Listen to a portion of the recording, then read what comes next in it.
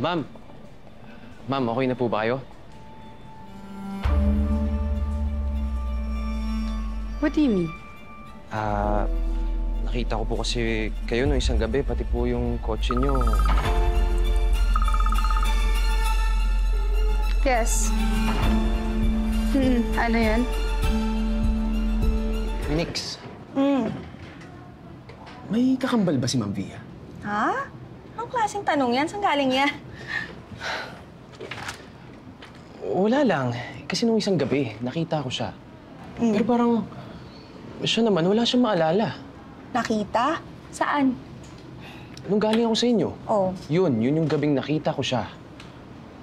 Tapos, kinausap ko naman siya. Binati ko si Ma'am. Pero hindi niya talaga maalala eh. Taka ka pa. Iba ang mundo ng mga Panginoon sa atin. Siyempre, tayo, kilalang-kilala natin sila dahil nakatingala tayo sa kanila, diba? Pero sila doon, konti lang sila, pero hindi nila tayo matatandaan kasi marami tayong nasa ibaba na naghihintay ng chance na papansin. Ay, sir! May naisip po akong bagong design para sa Lunaris. Marasigan, when can you show me your proposed design for the studio unit? Baka next week po, sir. Okay, antayin ka yan. Sir,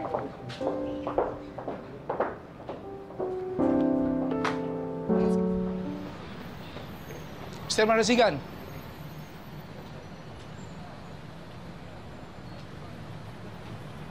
Oh.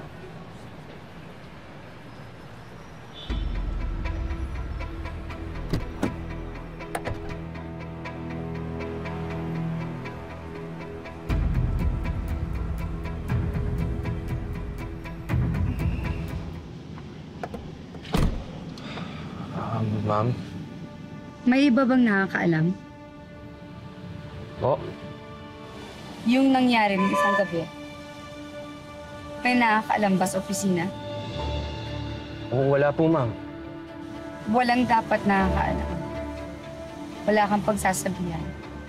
Wala kang nakita. Wala kang alam tungkol sa akin.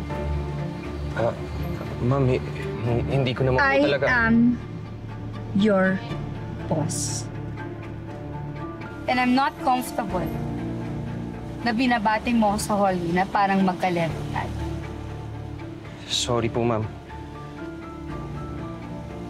Bumaba ka na. Po? Baba!